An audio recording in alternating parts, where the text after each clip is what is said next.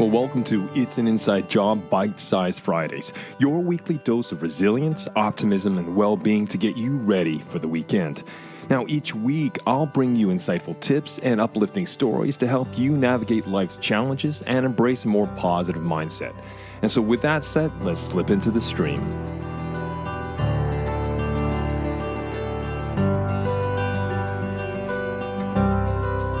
This week's BiteSize Friday is a fascinating conversation I had with Darrell Bricker from Season 5, Episode 16, where we dive deep into one of the most urgent and under-discussed topics of our time, the global decline in population and its far-reaching impacts. And in today's short clip, we're going to be exploring how nations and economies will weather the coming storm of demographic shifts. How will our world adapt as birth rates fall, populations age, and the economic engines that rely on young growing populations, well, they start to sputter.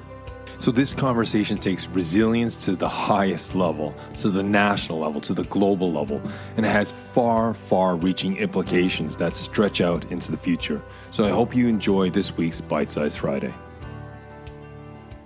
But as a political scientist, I'm observing it and I can see it coming. Just like when 2019 and John and I came out with this book and said, this is where we're headed. The next thing is we can see where this conversation is headed, which is it's going to become a very political conversation. And you can see the sides being drawn. And you've got, as I said before, one group that just celebrates everything about this, the decline of population. You got another group that sees it as market failure, and they're wrong about that. And then you've got this third group, which is basically nostalgic and potentially nostalgic in a very destructive way, that wants to move society back and challenge some of the things that have been hard-fought rights. You know, everything for abortion is a great question, issue for this. So, the current debate over abortion is really over two things. It's over the right of a woman to choose and the right of the unborn. That's been the defining conversation. But what happens when you bring in the decline of the population as another element to that? That's something we haven't really dealt with.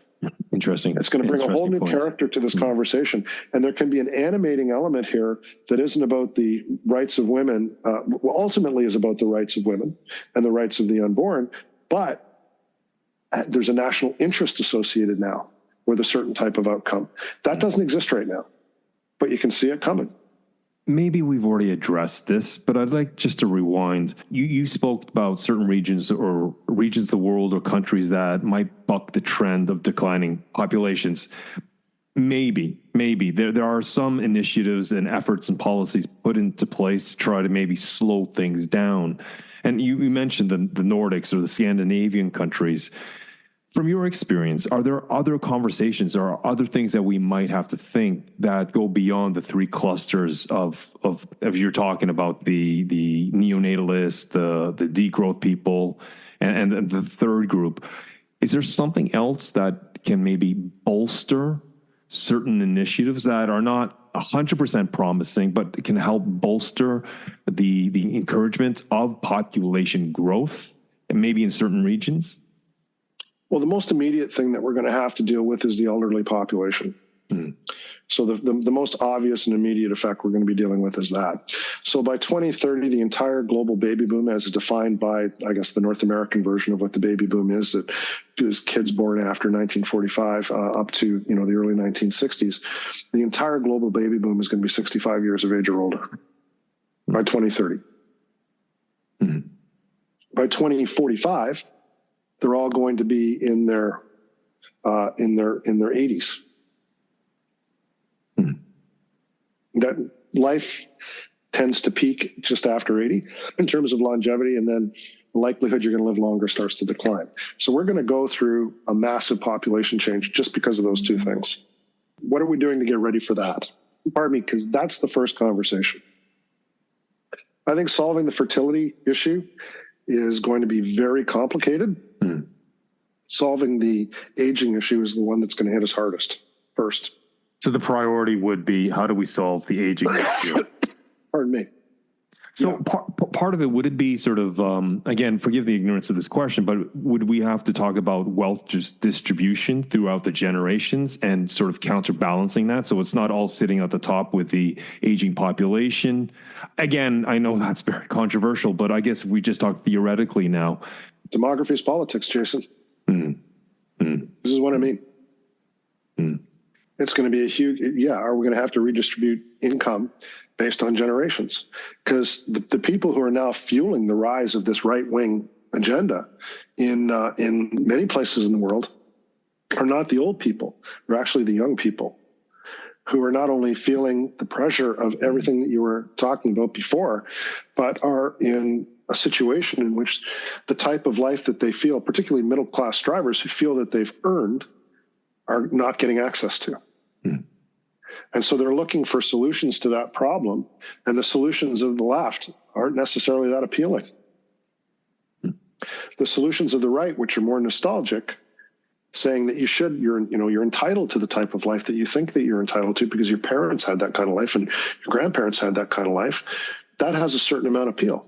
And there's an energy in those movements right now. So I think, over the space of the next 10 years, and who can even say beyond tomorrow, but over the next 10 years, that would be the thing I'm looking at.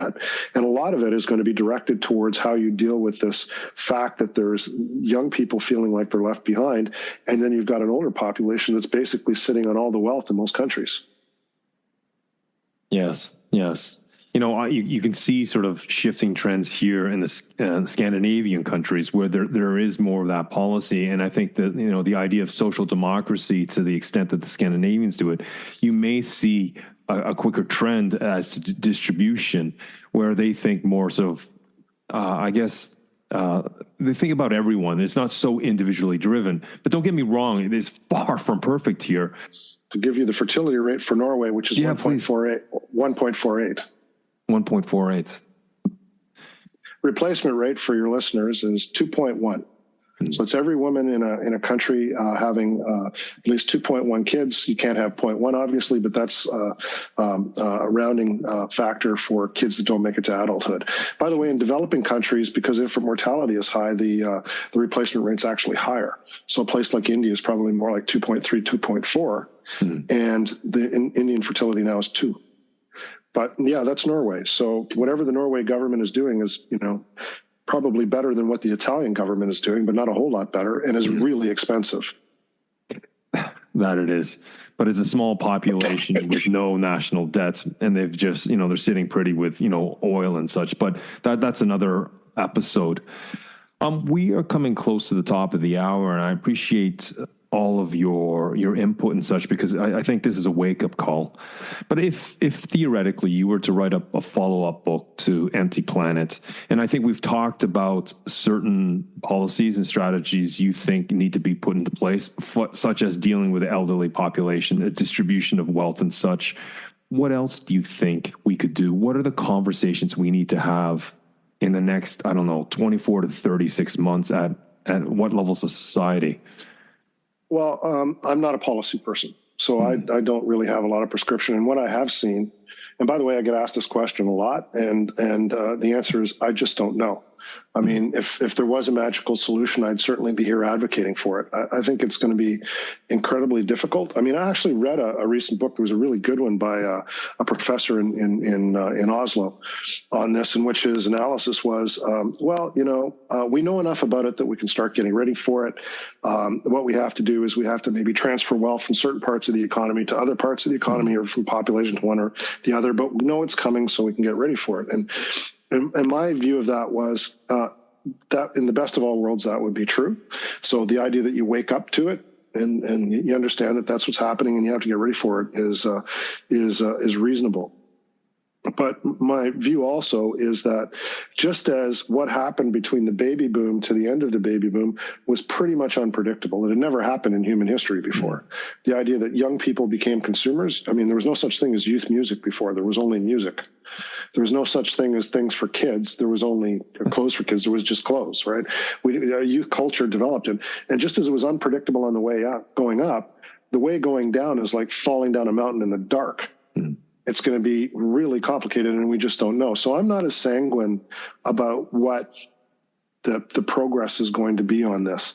So I think that rather than suggesting a whole bunch of policy options that I've thought of, I prefer just to wake people up to the fact that it's going on, and whoever is very creative on policy should be starting to think about it.